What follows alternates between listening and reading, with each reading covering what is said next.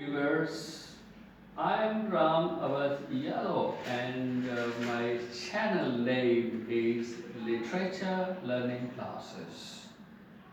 In today's video, I shall discuss on figures of speech.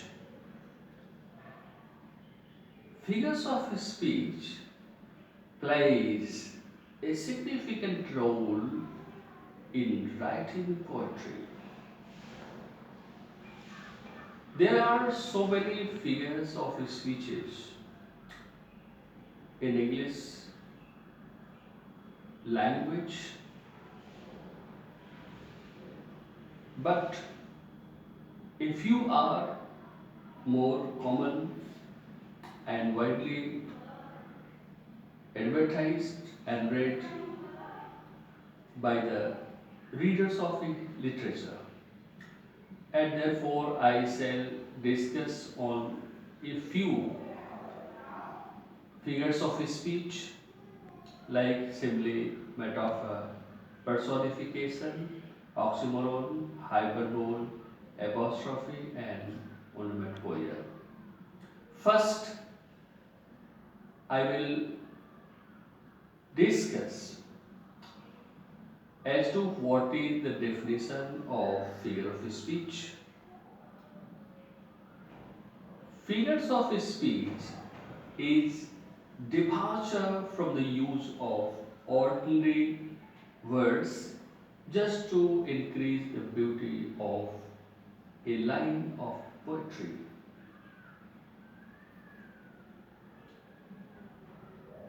The first important figure of speech is simile.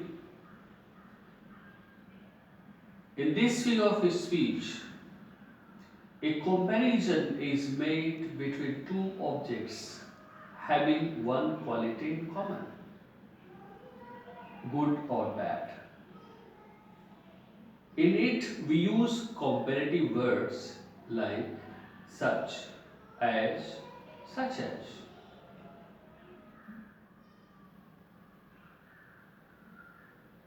An example can be given from the poem Mercy by William Shakespeare. The quality of mercy is not restrained, it drops a gentle rain from the heaven. You see, in the very second line of this poem, the poet uses it dropped edge. As here, the use of as marks the use of simile, because here the poet compares mercy and rain. You should know that comparison is made between two objects, maybe living or non-living. One may be living and other may be non-living. Suppose if I say the face of Sita is like a moon. So you see, Sita is a living being and the moon is non-living. So comparison can be made between living and non-living both. And one more example I can quote. The world is like a stage. So here the word like again points out that figure of speech simply is used. Now the second figure of speech is metaphor. Metaphor is an implied simile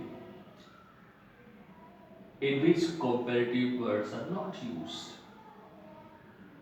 What is remarkable between metaphor and simile is that in metaphor we don't use comparative words, but in simile we use. We can understand by an example. Life is a dream is metaphor, but life is like a dream is simile. So just like or as or such as are the words which makes difference.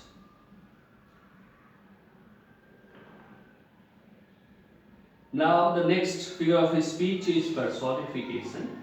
The word personification is made from the two words person and fication.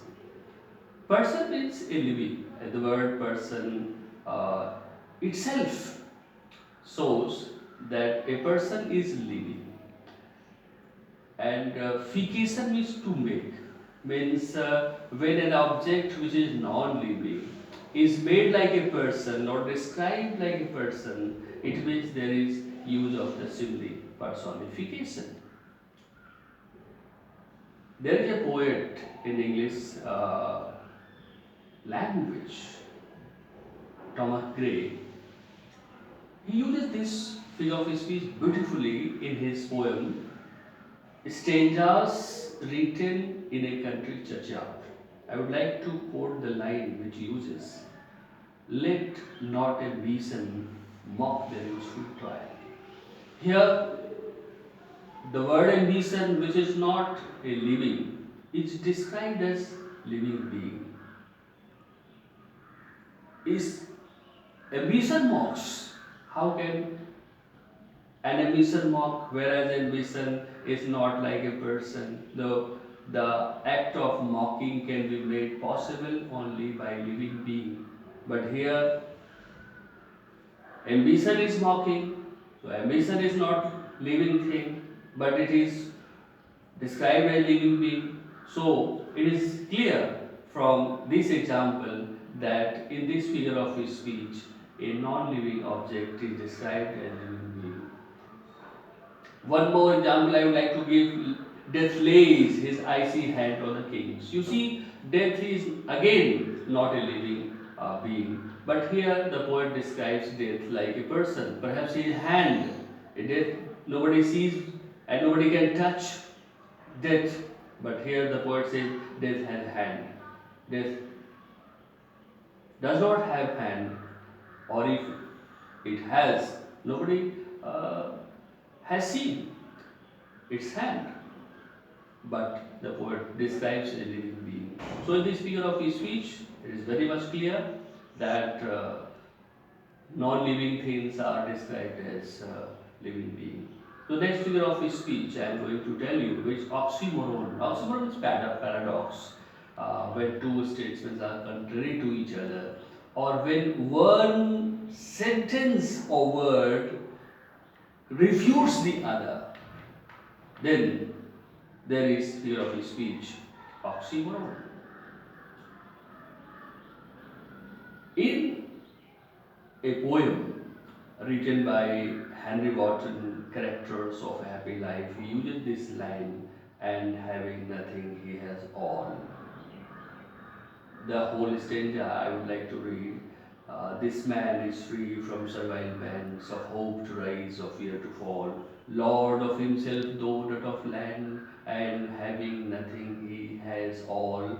The poet says that a happy man doesn't possess property, doesn't possess money, wealth, land, but he has all, means he has peace and tranquility in heart and mind.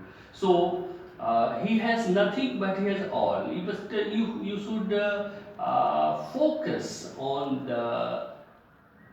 the structure of the line, that having nothing he has all, means on the one hand he says that he does not have anything, and the other he says that he has everything. So how can a person has nothing and does not have nothing, or anything, or all thing? So but the hidden meaning is given or described here, which if you read this line thoroughly, then you will understand as to what the poet meant.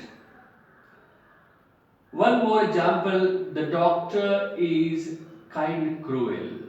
In this line also, the figure of speech oxymoron is used by the poet, by the author. A doctor is cruel and a doctor is kind. How can a person become kind and cruel at the same time? But here the hidden meaning again is given. So now I am going to take another figure of speech, hyperbole. Hyperbole means, you can say, if I use word gup, in which we don't use, you can say, reality, or hyperbolic statements are far from reality. They are not true in real life at all. Uh, there is a poet in Hindi I would like to quote by I am perhaps Narottam Das. I am not exactly remembering the name of that writer. He says, "पानी कठौता पानी परात को हाथ छुओ नहीं नैनन के जल से पल होए." Means Sudama washes the feet of Lord Krishna. Sorry, Lord Krishna washes the feet of Sudama without touching the water of the bucket or water of the mug. So you can see how it's possible, but here is a hyperbole. Again, in English literature too, poets uses such kind of sentences. One example I would like to quote from Alexander Pope. He says, "When Belinda smiles, the world was gay." How can this possible that if a person smiles himself in a particular room and the whole world will smile or dance in happiness? That is not possible. Again, sometimes poets use rivers of blood flowed in the battle. How blood may be this much in the battlefield that a river can flow. This is again just hyperbolic statement. Now the next figure of speech I am going to tell you, apostrophe. In this figure of speech, there is a direct address to a dead, to an absent, or to a personified object or ideas. The object which is not present at the time of, you can say, address before the poet, he just call. If we take an example from our real life, suppose if your friend is in the house and you are calling him by his name, it means you are addressing. But here, the person whom the poet is addressing is not present at all. For example, I would like to quote from a play by William Shakespeare, Julius Caesar. He says, "O Julius Caesar, thou art mighty yet." So here, the figure of his speech, apostrophe, has been used beautifully by the author. One more example, "Oh life, I know what thou art." Again, life is addressed like a person is addressed by another person. So here the figure of speech, apostrophe, is used. Now the last one which I am going to discuss is onomatopoeia. This is a figure of speech in which the sound can suggest the sense.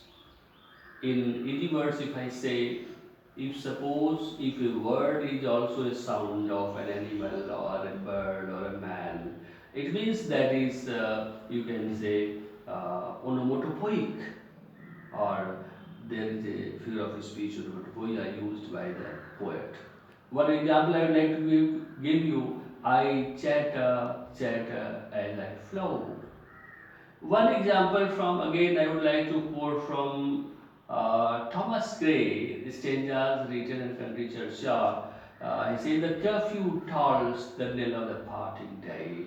Here, the curfew tolls, the word toll is word and is a sound also. So here, the poet has used the figure of his speech onomatopoeia. So now I conclude. This much I have told you today in this lecture about figure of speech. In my next video, I shall come with another new topic and discuss with you. Please subscribe my channel if you like. Thank you.